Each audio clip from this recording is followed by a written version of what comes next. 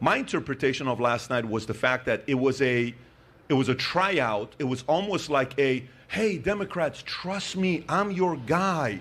Like, oh, this guy's got it, and he's gonna do it. So, this is a part where I'll agree with Adam. I actually think he did better than people thought he was gonna do because, again, the bar is so low. Someone who struggles to finish a sentence and falls asleep in public, you go from a 1 to a 10. Even the Washington Post wants Biden to pee in a cup to test for steroids. Joe needed to show intensity to prove the Her report wrong, and he just yelled at everyone.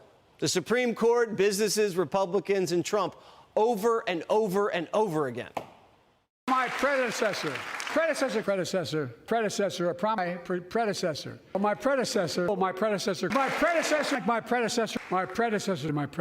unlike my predecessor. And again. Damn it, I wish Jill would turn up the heat. It's freezing in here. Them over there whippersnappers better bring me some ice cream, or I'm gonna shit the bed again. Damn it. So to me, it was more of that. And then so at the end, there's a scene where you're looking at Nancy Pelosi, and you're almost seeing tears in her eyes. I don't know if you saw that or not. And I'm not being sarcastic. I'm actually looking at her and saying, and she kept saying, 4 more years, 4 more years, 4 more years. Republicans, let me kind of give you a little bit something for you guys to be thinking about from my perspective. Why are you upset? You should be very happy that it's not Newsom or Michelle Obama.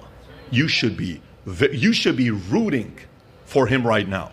Republicans behind closed doors should do what the Democrats did, and they're like, no, we want Trump to run when they wanted him to run in 2020 because they, all the stuff that they were doing. No. You want Biden to be running because Biden has nothing to be running on right now except for a couple different things.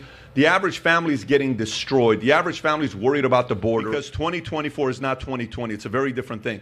2020, there were people that hoped, guys like yourself, were hoping that Biden maybe bring in peace to America and maybe the temperature is going to come down. The temperature went up. He didn't bring the temperature down. And this is you didn't vote. You voted in 2020, the Dems and some of the independents in the middle, assuming he was going to bring it down. Now you have proof for 3.5 years he was not capable of doing it. This is not going to be the same 2020 election cycle we're going to have in 2020. My guess is it's going to be very different, and you want Biden as a candidate, not Newsom or Michelle Obama. We have 4 years of data, pure data of what happened under Trump. They can't play that same game as, aren't you afraid that he has access to the button? He's actually one of the 46 people ever who had access to the button and never used it, and there was no wars, right? For 4 years. It was peaceful. We didn't have no Ukraine, nothing, Afghanistan, nothing going on, no Israel, Hamas, nothing going on, right? This guy's here, he's got access to everything for 3 years. What do we have going on?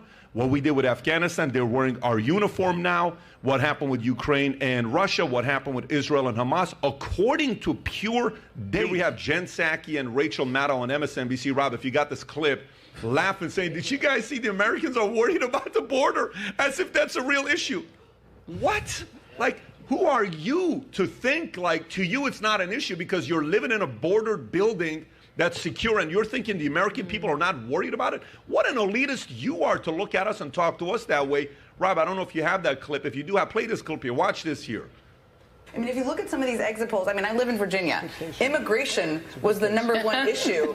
Of course, I mean, again, these could change in Virginia. Well, Virginia does have a border with West Virginia. Very contested area. Build a wall. Like, what? Like what? And Pat, mind you, they're laughing, and just a couple of days before that, an 11-year-old girl was raped and killed by an illegal in Virginia, and it's not a problem. That's ridiculous that she's saying something crazy like that. Yeah, but it's condescending to big not time. think supporting the next big war, which is what? Ukraine. Hey, what makes you think this is where he's going to stop? And what if after Ukraine you think he's going to stop there? And maybe he's alluding to the fact that he's going to go after Poland or whatever else is going to be the next thing he's going to do. And he's getting more of these guys to give more money, $60 billion to Ukraine, and then he's saying if the border really matters, then do something about it. Yet out of the $118 billion you call the border bill, only 20 of it, 15, 16, 17% of it is going to the border, and the other money is going to Ukraine. So you care more about the Ukrainian border than the U.S. border, while we're getting how many people that have already come here? Give or take 10 million people.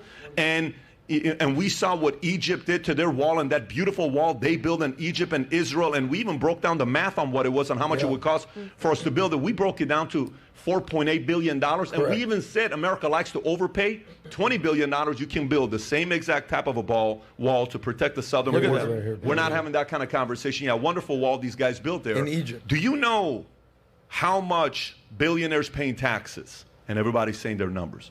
He says it's actually, I think, it's at 8.2 or 8.3%, whatever number he said. He says, do you know what would happen if we can tax billionaires? 25%.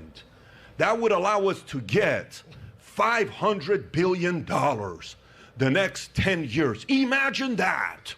And I'm like, bro, you print a couple trillion and spend it like this. What makes you think I want you taking money away from capitalists? First, show me. Here's how I would agree to that, by the way. Why don't you take the $34 trillion to $25 trillion? Then we'll agree to something like that. But if you don't even know how to control your spending, who the hell are you to tell us how we should control our spending? It's almost a little bit offensive to ask us to be able to do that.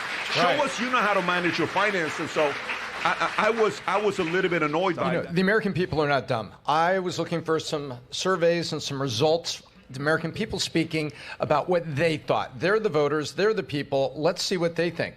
And so I didn't go to Fox. I didn't go to MSNBC. I didn't go to Drudge. I went to CNN.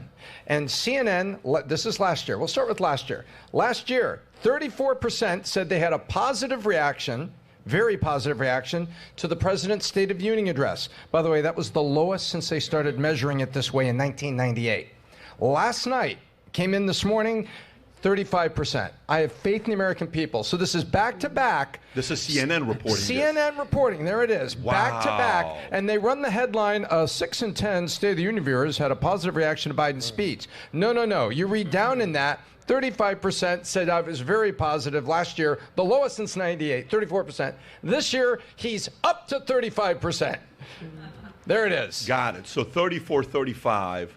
So the American people are not fooled by the tone. They're looking for leadership and they're looking for specifics on how you're going to make the border better, how you're going to make their economy better. Let's not talk about the economy. Let's add 2 words to it, IR. Their economy is what matters. And what matters is individuals' economy.